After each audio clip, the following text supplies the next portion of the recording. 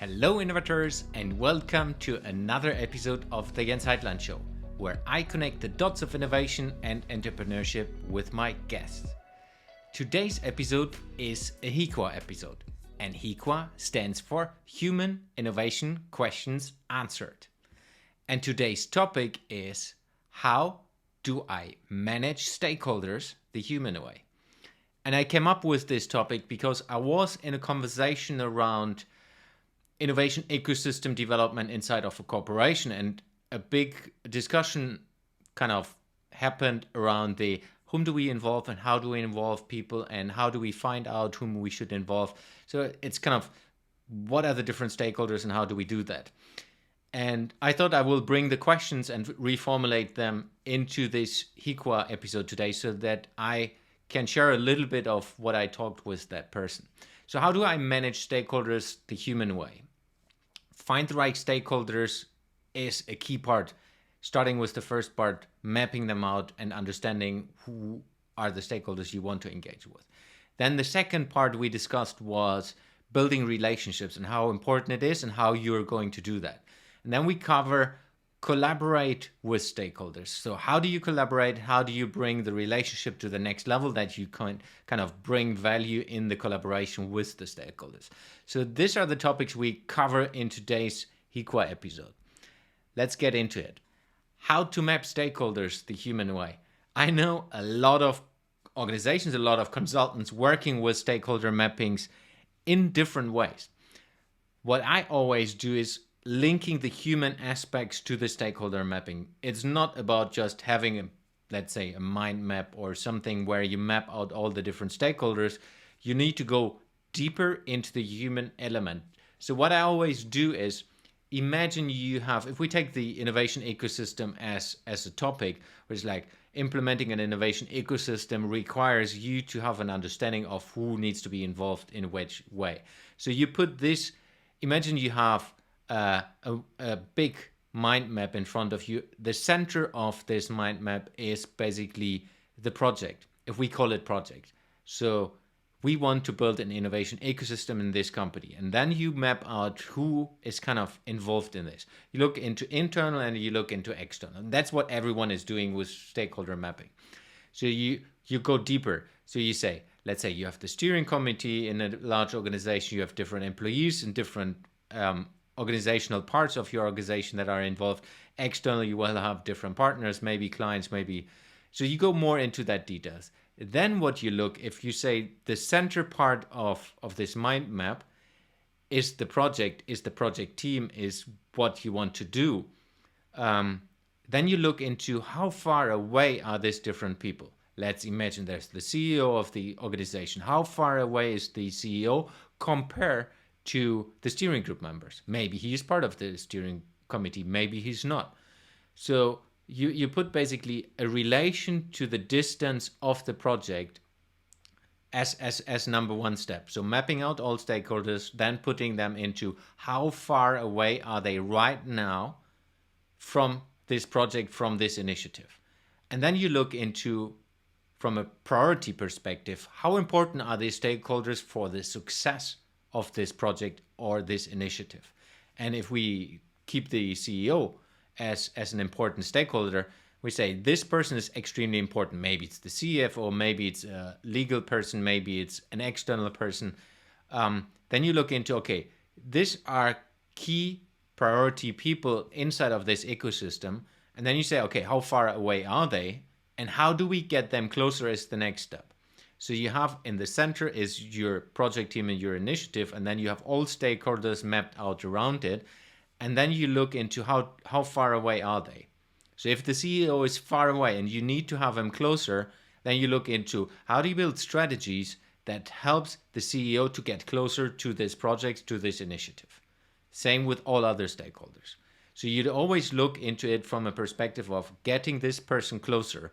And what's the strategy to get this person closer to be part of the project and supporting that project? And sometimes you find out that between you and that specific stakeholder, there are a lot of people in between and or can influence that stakeholder. imagine there's the CFO, and the CFO is very close to the project and is very invested into this project. And the CEO is closer to the CEO than you are, and the project initiative is. So you can use the CEO relationship to get closer to the CEO and kind of get him supporting or her supporting you in this endeavor. And that's the whole stakeholder mapping the human way. Is basically you go wide, understanding all the different stakeholders, look into the relationship of the stakeholders towards you, and then you look into the relationships between the stakeholders and how they can influence and help you influence each other, with the goal of getting the important stakeholders closer to the center of this mind map example. Let's get into the next one. How to build relationships with the stakeholders to innovate. And of course, it's all about innovation. So if you want to work with stakeholders, the key part is focusing on getting to know them. If we stick to the example of the CEO and the CFO, how much do you know about the CEO? How much do you know about the stakeholders in general? Sometimes it's just surface. Yeah, I know that's the CEO and I know that he has this role. And of course, maybe if it's the CFO, you might know a little bit more. But in the end, is you need to know way more than you think. You need to know what do they like, what do they read, what do they engage with, what do they do on their personal life, what do they do in general, what are their interests. Maybe they're sports people, maybe they're runners, maybe they like football, maybe they like sailing, maybe they like golfing, whatever. All of that is about getting to know them.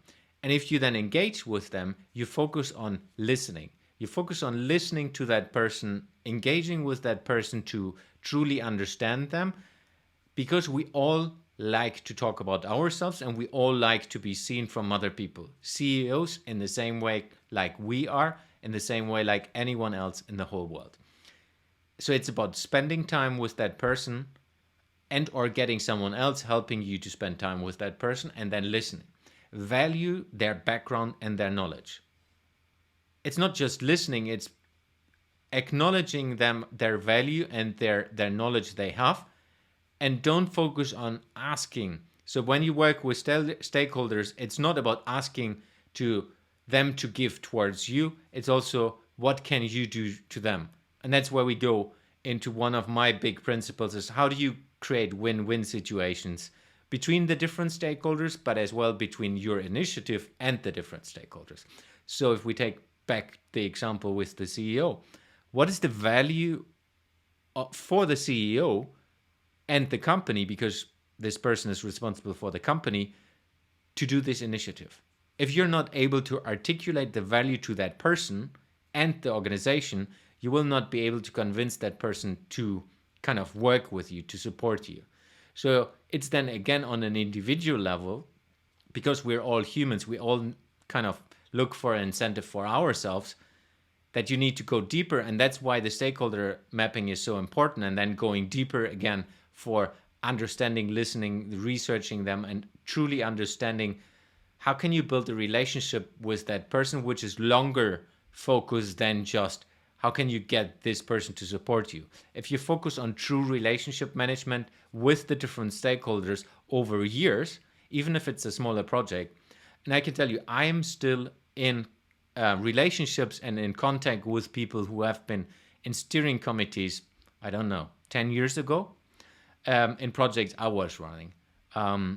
It's a long-term opportunity for you to build true relationships, but as well, it helps you to be successful inside of the organization and successful with that initiative. Same way in the external world. We have a German saying, you always see another person twice, and you will always see each other again. So when you work with an external stakeholders, how can you bring a long-term win-win perspective with the stakeholder? The last question I want to cover is how to collaborate with stakeholders the human way.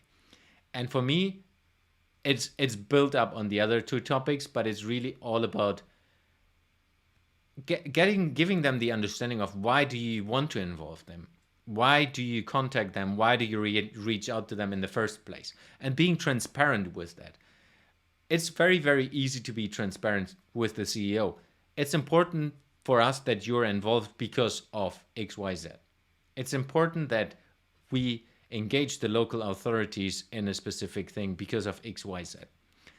There are a lot of people who are kind of working in gray zones. They're not truly saying why they're contacting people. My experience is if you're upfront with, I would love to engage with you because of this and this and this, then they can decide if they want to support this initiative or not, or at least want to hear and learn more.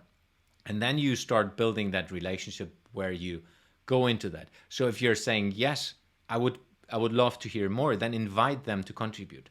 Invite them to share their knowledge. Invite them to see the opportunities in being part of the journey of where you're on. Specifically, if you build new innovation ecosystem in your organization, which is an organism in itself, you need a lot of supporters because it's always going to be difficult in moving things. And then when they're willing to contribute, be clear of your expectations towards them. What you expect and how do you see their role. If you're able to say that clearly in the beginning, it's not just why they should contribute, as well give them an opportunity to say, I could see you in this and this and this way, and I would love you to take that role. So if you have clear expectations towards them, then they can, again, contribute in a better way than if you're unclear of how they can contribute, what they could do, and how they could do that. And then, of course, involve them. When we look into kind of stakeholder management and ways of engagement, collaboration, of course, there are always going to be kind of workshops, kind of engagements where different people will meet each other. So do that in a strategic way where you involve people and go back to the first question, which was the mapping. If the CEO and the CFO are closer, then you can put them together in a way that it is supporting you. So if you do this strategically as well with external stakeholders, putting the right people together inside of workshops, inside of engagements, inside of brainstormings, whatever you do and wherever you see the value of people contributing, and don't forget that it's valuable to them as well, this will help. And that's not just stopping with the workshop. I see a lot of mistakes in this world where you invite someone to a workshop and then thank you very much, and then you kind of accept it's a client, then you're not engaging with them anymore. Share the progress. Share what's going on and let them be part of that journey. Maybe they have been just initially in a brainstorming. If you involve customers in what you're doing, involve them more. Share what's going on. Hey, thank you very much for being this. By the way, we're sharing a little bit what's going on in this place and that place. Please have a look. Thank you very much. Do you remember this idea, what you have submitted? Do you remember this discussion? This is where we are and this is where we are going, and we just want to highlight that you have been a big part of that. And I know this is effort. A lot of organizations, a lot of people, a lot of project managers, a lot of initiatives are under pressure. I think this is the most valuable human thing you can do, because when you then ask again one day, hey, would you be interested in collaborating? Would you be interested in coming to this event? Would you be interested in contributing to this workshop? Would you be interested in sharing your knowledge? People will say yes, if you keep them on board, if you let them be part of your story and part of the journey where you're on.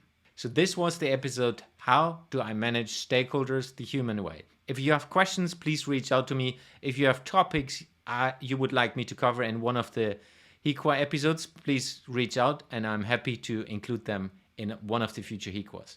See you next week. Thanks for listening to today's episode. You will find the links and resources in the show notes of this episode. If you would like to support the podcast, the most impactful thing you can do is subscribing to the show on any of the podcasting platforms and give me a review. This will help me to reach more innovators around the world and bring some of you into the show. If you have any question to the guest or want to engage with me, feel free to reach out to me on social media and contact me there.